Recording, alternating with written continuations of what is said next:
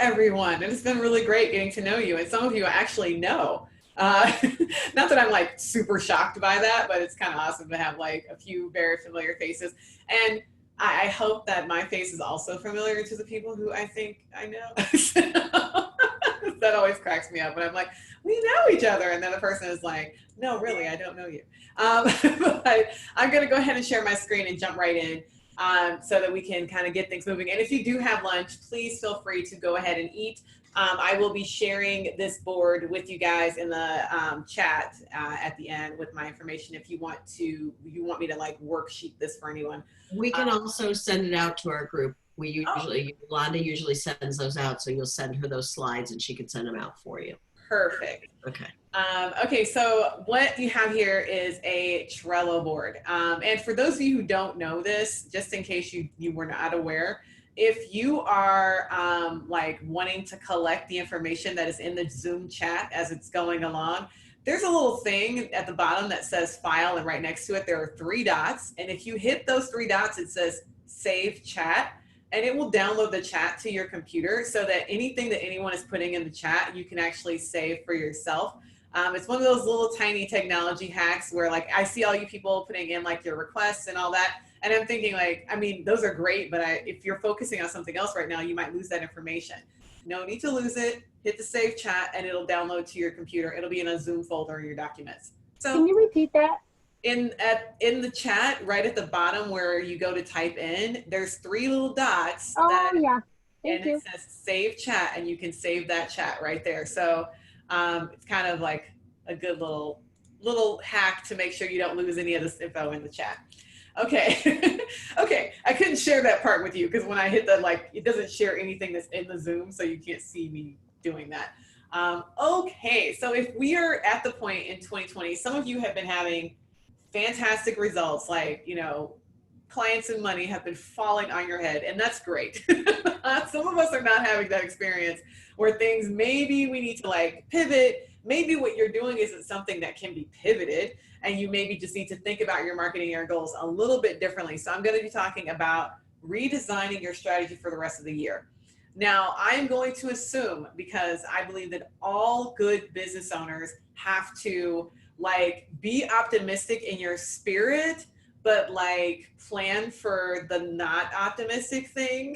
So we're going to assume that we're going to have some sort of limited capacity for the rest of the year, maybe even for the next 12 to 18 months. So whatever we're planning for, it can't be a plan that's going to be optimistic in that the thing we want to happen is going to happen. We have to plan as if things are not going to go our way, so that if they do go our way, we're like, great. So we're going to make our strategy around the limited possibility. I know that's like a super bummer, and I'm sorry, but I really want you guys to make realistic plans that you can actually live with in the future so that your marketing actually serves you. So the very first thing you're going to do is walk through your stated goals. What was it that at the beginning of the year you thought you wanted to accomplish? And it's really important to think about that now. This is not as far as like, what your New Year's resolutions were, but like specifically for the business. What was it that you thought you wanted to accomplish at the beginning of this year? And then why? Now, the reason why you're going to look at the why you wanted to achieve that is because a lot of times the thing that we want it to happen, we can't get there the way we wanted to get there. But if we go back to the original reason why we wanted to get that thing, we might be able to find our new path. It's a little bit easier to find that new path if you go back to your why. And again, not your general why for your whole life, but just the why of that original goal, so that we can come up with a goal that serves that why still, but also fits our new environment. And then when you look at what your obstacles are, the very next thing you need to do is be extremely specific. So if you're facing COVID obstacles right now, COVID isn't the obstacle. There's something internally inside of COVID that is the obstacle. There's maybe the majority of your clients were coming through in-person networking events. And so your goal was to go to X number of in-person networking events in order to acquire this many more customers and all that. That was your goal. Well, if the in-person networking events aren't happening, then that's the problem. So if the in-person networking events is the issue, then how do we modify, which is that next thing, so that we can hit our goals moving forward with whatever tools we have available to us? Now, again, that doesn't necessarily mean just cycling out in-person networking for virtual networking, because it won't necessarily work. That won't necessarily be the answer. But the idea is to critically evaluate that goal, because if we don't have a goal, then it won't matter what our marketing strategy is, because you can't really have a strategy without a goal. You cannot have a strategy if you don't know where you're trying to go. So start out this entire thing with trying to reevaluate what your stated goal is for the rest of this year. Maybe it's just an adjustment. One of my clients launched a book. It was on the schedule at the top of the year before any of this happened. The book was supposed to come out in April. And of course, you know, COVID struck and we had to literally reevaluate everything that we were doing to launch that book. The beautiful thing is that the book launch still happened. It just was modified significantly. And her publisher is telling her, you know, great, we still are getting sales. Like, the beautiful thing is we're still getting sales. It's just a matter of modifying what that expectation was. We were expecting more. We're not expecting zero, which we still have. We're above zero, which is great, but we have to modify what those expectations are and then modify how we want to get there. So just thinking about that as the very, very, very first thing. Now, after you think about you, so, you know, this little first column here is all about you, all about your life. Now you want to stop thinking about yourself completely. This is where I normally start when I'm talking to people. It's like, don't think about yourself. This is not about you. It's not about you at all. The issue at hand is your customer and what they need. So everything has been modified for them as well. So the question is, who are they? What is their current motivation and desire? What is the thing that if they could have it, they would want it? What is getting in their way? Like, what is the thing that is stopping them from having what they want? We need to sit down and evaluate that. What are their obstacles? So a lot of people right now are facing obstacles that they've never faced before in their life. My mother is homeschooling right now. I suggested she homeschool my sister who's 12. I suggested this when she was first like going into school. I was like, oh, you should homeschool her. My mother looked at me and laughed hysterically. She was like, there is no way I'm homeschooling this child. I don't like children that much. I'm not smart enough. I'm not patient enough. Like, all of these things. And now she's having to homeschool. Like, this is her life now, because this kid is young enough to where she can't just hand her a computer. Like, she literally has to do the work. That's a huge obstacle, not just for the fact that it has to be done, but the fact that the homeschooling is taking place at the same time as everything else in her life. So my mother's also a professional counselor who does that for a living. And now she's got to do the homeschooling and that. So for her, a really big obstacle is the homeschooling. So how does she deal with the fact that she's now going to be going into the fall semester, likely homeschooling, because she's also a person in her about to be 70s and is not necessarily interested in sending her kid into a petri dish. And so if that's the case, like, you know, what is she going to do? That is an obstacle for her. So if she is your customer, if your customer is a woman who is recently married and in her, you know, senior years and is, well, for her, she's about to be selling a home. She is finishing up education. She's got a lot of these customer profile aspects to her, but all of those things are being hindered by the fact that she has some very big obstacles in her life. So what are those obstacles? How are they COVID related? How are they not COVID related? Some people are having obstacles that are just plain old fashioned regular, like they would have been obstacles no matter what. So how does that happen? And then the last part is kind of where you get to talk about how you fit, which is, how does your business help them fulfill their ultimate desire? So if their ultimate desire, and I'll go back to using my mother as an example, right now, she got married in September of last year and they have 2 houses. So their ultimate desire is to get out of both of their houses so that they can buy a new house together, her husband's house and her house. That is a big thing for her, is to try to sell this house. But both houses have been lived in for some time. Her husband's house was a bachelor pad for himself and his 3 adult children. So if you all have male peoples in your lives, I will just tell you, they're stereotypical. Nothing about them is clean or like fixed. And so the entire house is full of random broken things, and it has not been cleaned the entire time they've lived there. And so, and so that is like a huge issue as they're trying to get this house onto the market. They are, trying to find a realtor, but they're also at the same time needing to get carpets cleaned and needing to get doors repaired and needing to get painting done and needing to get landscaping done. And so when I bring them up because they're such a good customer for 80 million different things, but at the same time, while they're doing all of that, they're also trying to homeschool a 12-year-old. And so they might not fit what people's normal demographics are for that, but that is a big obstacle for them because it's a legit life problem, right? And so when you look at someone who has those sorts of things, if you're in the like if you're a real estate agent, then your question is, how does your business help them fulfill their desire of selling their house while also addressing the issues that they're having? So there's a lot of people who have fear about the market right now. So their obstacle might just be overcoming their own emotional fear about getting into putting their house on the market and having it not sell, even though I think anyone who knows what's going on in the market right now should not be afraid of that. But there are people who are like, they're not paying attention. They have no idea. They're just scared. And so the question is, how do we get people across that fear so that we can get their house on the market? Or how do we get people past whatever that thing is that is their obstacle so that we can get them to their main motivation? As business people and as marketers, because essentially if you're in a business, you are a marketer. If you're trying to sell anything, you are a marketer. We have to stop and think about them. We have to like figure out what our goals are. That's nice. That's the information that's running in the background. After we figure out all that information that's running in the background about what our goals are and all that, we have to shut that off on some level. Just let that be the ambient room noise. And then focus on the customer. And my suggestion for the rest of 2020 is that you guys do something radical. And that is to pick one customer and focus on them.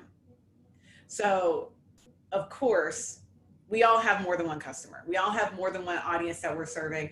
And if you're, say, Liz, and you maybe we're working with an audience that's going to be maybe a little bit out of reach for the rest of the year because they're either in a facility that you won't be able to visit, or they're in a high risk category, so they won't be able to visit you, then maybe you're focusing on a different client right now.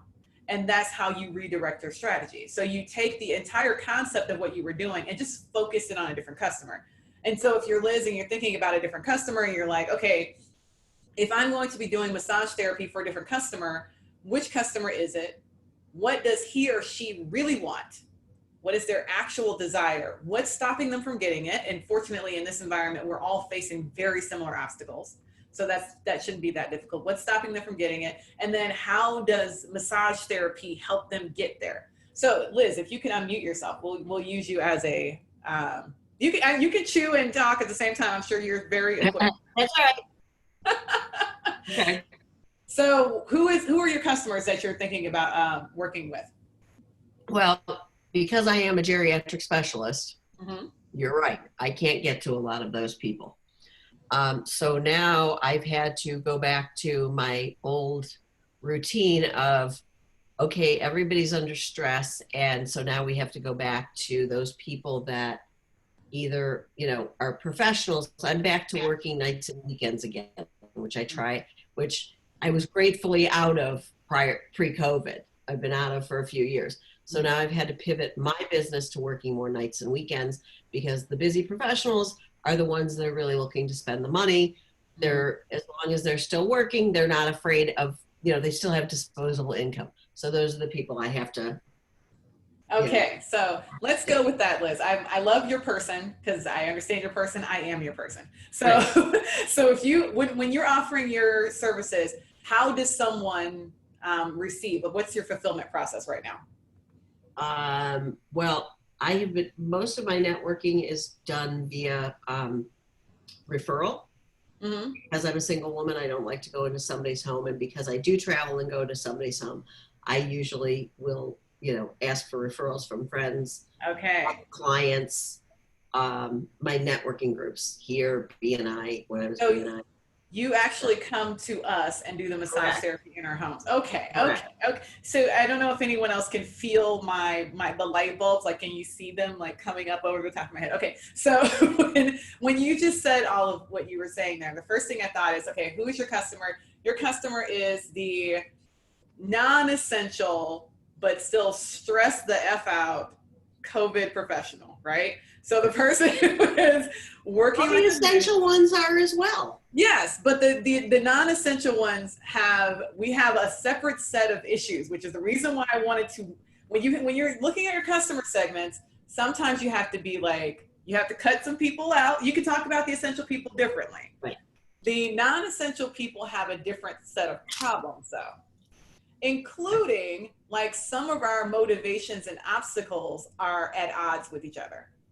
So as a non-essential professional person who's been working this entire time, working from home with let's say you're working in a 2-income household with a partner and 1.5 children.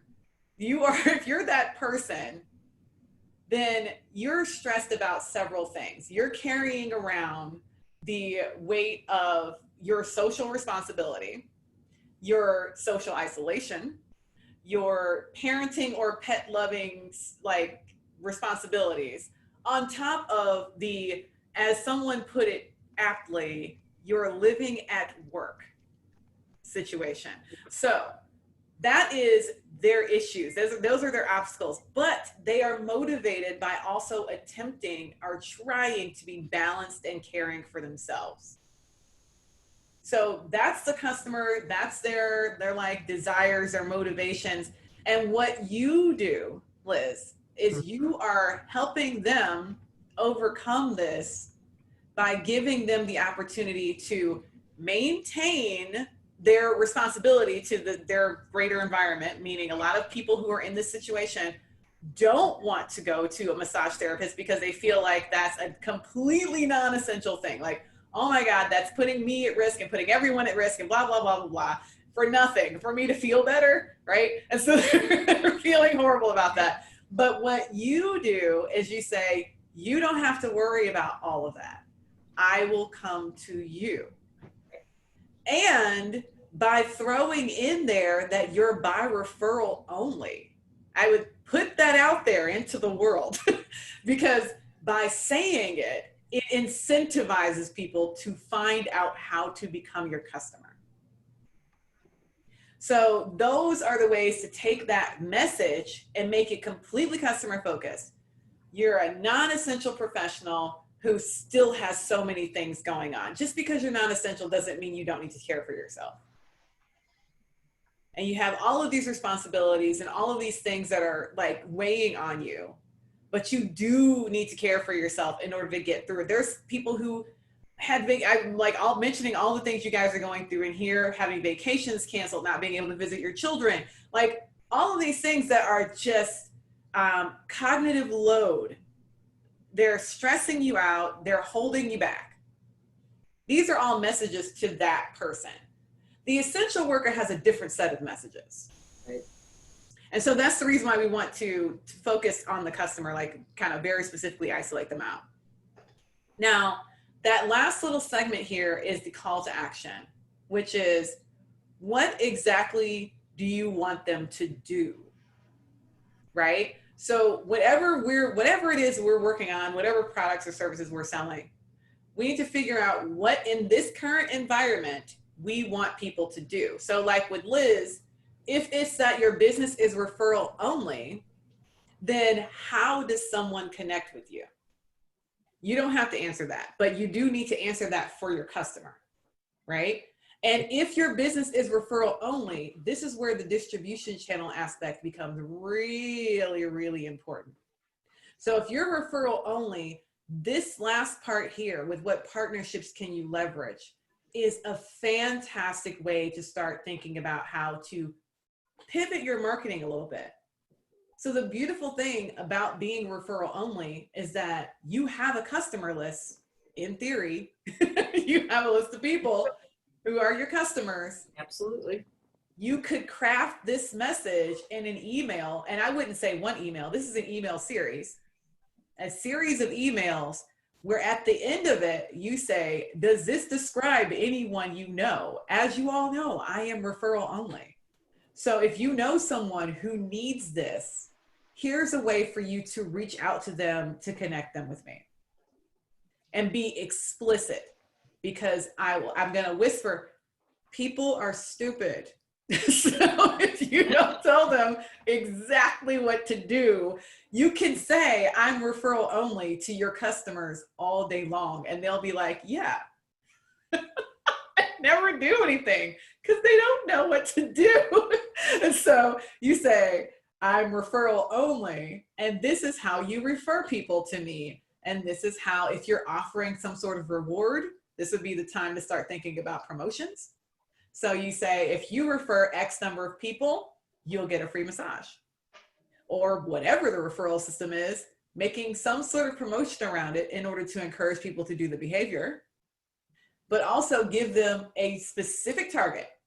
I want this exact type of person referred to me. I want you to refer them this exact way. And then you will start getting those results, because people just need to know exactly what to do in order to help you.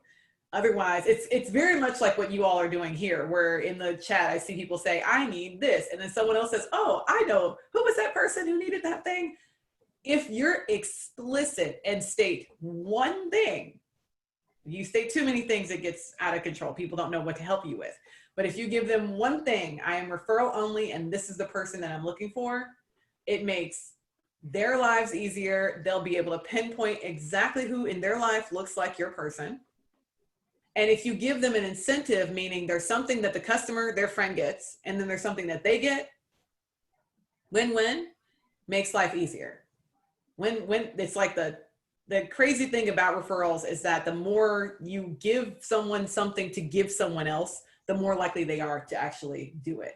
It's not just that what is it? There's a term for when you're using your own social credit, like they're using their own social credit. But if you give them something to give, then it's using less of it. They're using, essentially, they're borrowing some social credit from you, so they don't have to give out as much of their own. You make it easy for them, it makes it easy for everybody. So honing in on this message, I was just using Liz as an example because I like that that's a huge obstacle for you to be in a position where the thing that you're a specialist for is something that you're going to have to pivot significantly in order to stay in business doing. And not just in the long front, I mean, like, things will go back to some version of normal at some point. But until they do, we need to be aggressively pulling ourselves in a direction that's going to work for the foreseeable future, meaning for the next 12 to 18 months. And if that's the case, then we need to go back all the way back to the drawing board and look at those goals, and then come back here and focus on a specific customer. Again, as much as possible, especially if you are in a position where you feel like you can't. I'm going to challenge those of you who are in the position where you're like, everything has dried up. There's no way I can focus on one customer. I have to take any money I can. I have to have any customer I can get. I am not telling you to not take whatever dollars you can get. I am telling you to be very specific about your marketing. So I still take any money I get from anybody. So people come to me and they're like, oh, I'll pay you to do my digital marketing. I'm like, sure, I'll take your money and I'll do the work. But I don't publicize the work that I do as a digital marketer. I publicize my classes and my teaching, my workshops, because I would prefer to be doing that. So when I'm like, my actual marketing is going towards the thing that I want. But even, of course, in the background, I will take whatever, especially in an environment like this, none of us is turning away money. And so make sure that you understand there's a difference between those two things. What your marketing strategy is one thing. Obviously, you are willing to take all comers. That's fine.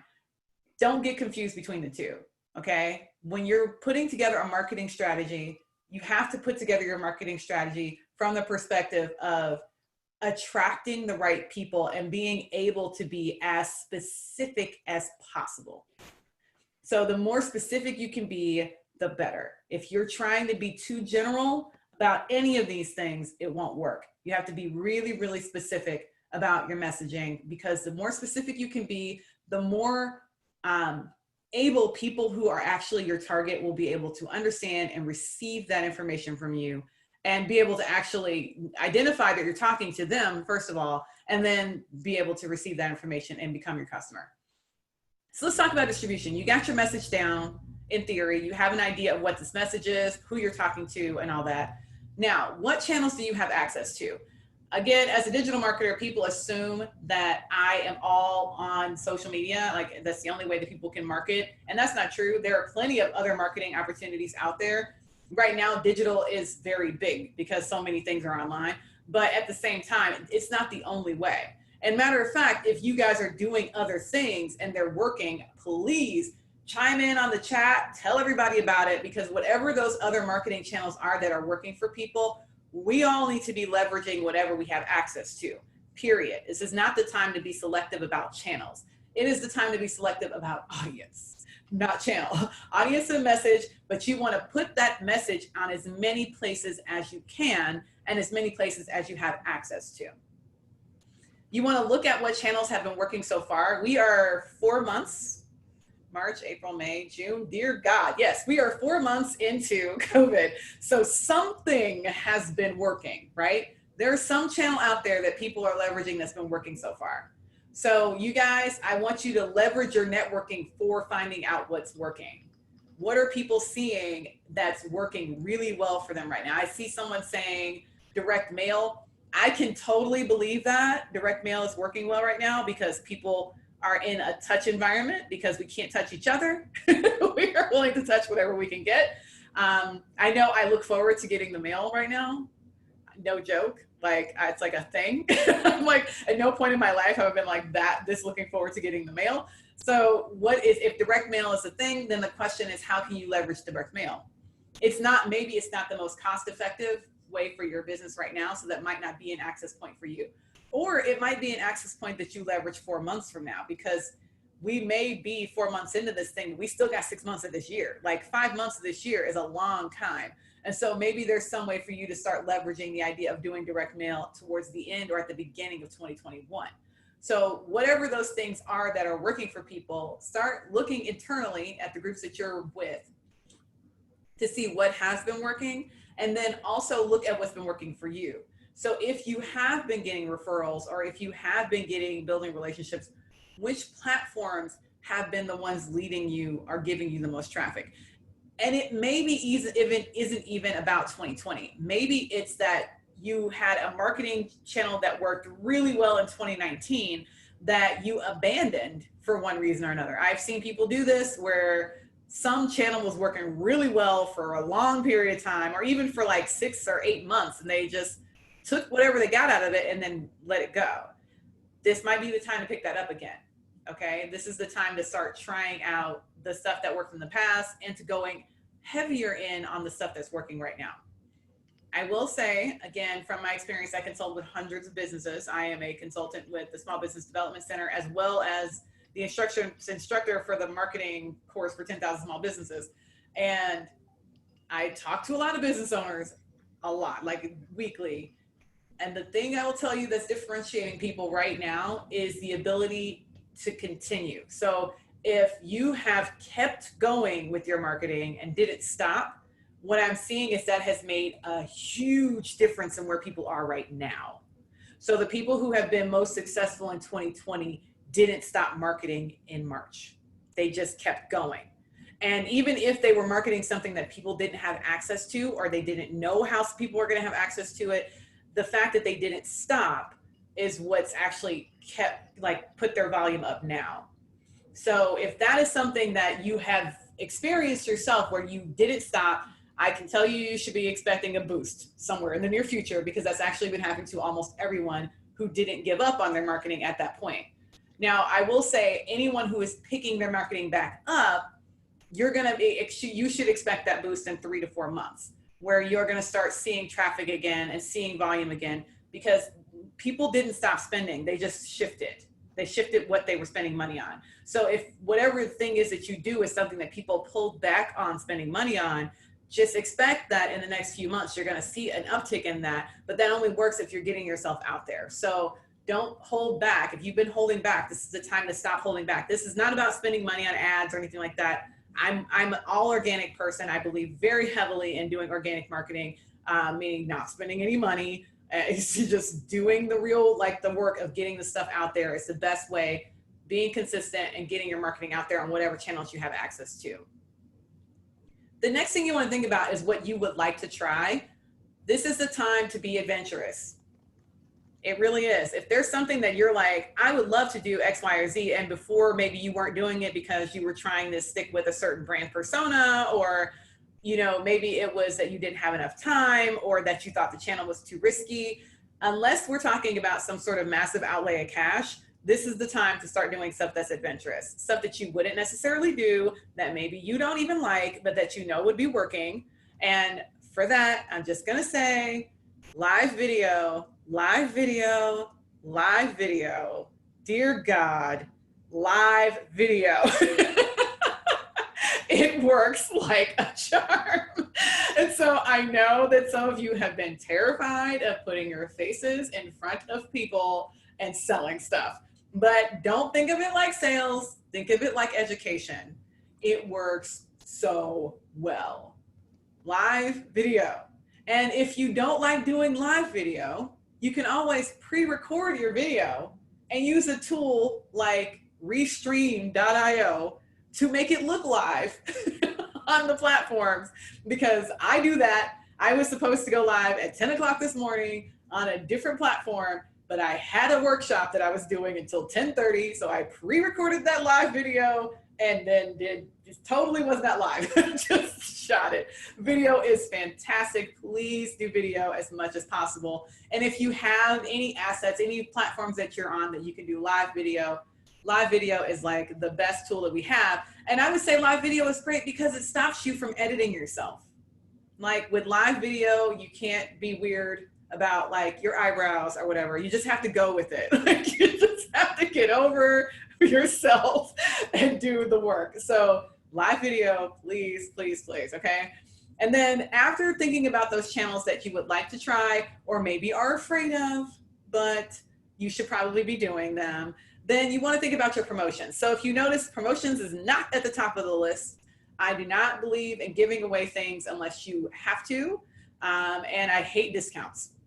So I hate them because they train your customer to ask you for discounts. That's the only thing. If you train your customer to ask you for discounts, if train people ask you for a discount, they're going to always ask you for a discount. If anyone here buys a domain through GoDaddy or any of those places, what's the first thing you look for? Coupon code. Because why? Because they trained us to look for coupon codes. I'm never going to pay full price with them. Why? Because they trained me to look for a coupon code. So don't do that. Like, do not train your customer to look for a coupon unless you built that into your revenue model, which is fine. Like, I mean, sure, GoDaddy could sell those domains for 2 cents. So whatever. It doesn't matter if they sell it for $9.99 or $15.99. They're making a 8,000% markup on their product. But if you're not in the market where you're making an 8,000% up, profit, you should probably not do the discounts unless you have to. Now, again, building that into the price, I think is the best way to go about promotions. Or if you're in a business like Liz, where you're going to be doing referrals, then you want to think of it more like a part of the referral system, like a referral fee. And again, build that into your pricing. I'm a huge fan of that. And I would also say, think of this very strange thing. If you're a person who has a business that is a personal business, meaning you are the thing that you're selling. If you're Liz, there's a lot of business owners in here where you're selling yourself. If you're selling yourself to people who already know who you are, think about raising your prices and think about raising them relatively significantly. Because what most people who are out there trying to support small businesses know is that all of the small business owners out there are in need of our help, right? Like, I know plenty of people who work at large corporations who didn't see a blip. Nothing changed in their life except for that they got to work at home. So they have a ton of disposable income because they're not going on vacation. They're not eating out every single night. Even if they're doing takeout twice a week, they're not eating out every day like they used to. They're not buying lunches. They're all this stuff. So much of their money is just like sitting in their pockets. please take their money. They want to give it to you. Like, just stop making excuses, raise your prices, and then add a promotion. Okay, so do not worry about it. People have money. People have money. That's the other thing we need to stop doing, is counting other people's money like it's ours. Like we tend to do. I don't have this kind of money, so I shouldn't charge this kind of money. That's some nonsense. Like charge what you're worth, and then maybe charge more than what you think you're worth, because you're probably worth more than than you actually are worth. Okay, and then after that, leverage partnerships. Right, every partnership. Thanks, Liz. Every partnership that you have, any partnership you've had in the past, any partnership you have going forward, leverage the heck out of them, y'all. Like, this is the time to start reaching out to people and going, hey, can we do a live video together on my Facebook page where we talk about your business and my business and how we work together to promote each other? Like, can we do a joint email where we email your audience and I email my audience and we do like a co-promotion? Can we do some sort of webinar together where we're sharing both our things? Leverage those partnerships wherever you can, okay? And you have plenty more than you realize. Anyone who you've engaged with, anyone here inside of WIN, is an opportunity for you to leverage as a partnership. Start looking at that and saying, how can we work together to boost both of our businesses in a way that serves column 2, our customer. If you have customers in common and you're non-competitive, even better. If you're completely non-competitive and you've got customers in common, you're a partner. That's your partner. Start working together. There are plenty of things you can do, everything from emails to videos to workbooks, and there's all sorts of fun things you can do if you think of your life as non-competitive and more in a partnership perspective. How this all comes together is that you pull this stuff together and you make it into an actual strategy. It's only a strategy if you work it, right? So what is your goal? It's going to be fulfilled through developing partnerships within my WIN network in order to help my customers who are professionals, who are stressed and overworked, get to the point where they actually feel good about themselves and their bodies are feeling good again, because I'm helping them overcome that stress through massage therapy, right? So pulling it all together is your new strategy. Pulling together those new distribution channels, the goal that you've modified, and then specifically targeting a customer that's having a very specific problem with whatever that thing is that you can help them by overcoming a problem. And being always sure to make sure that that call to action is something that's going to engage with them. Okay, I think I hit it. Liz gave me a time warning, so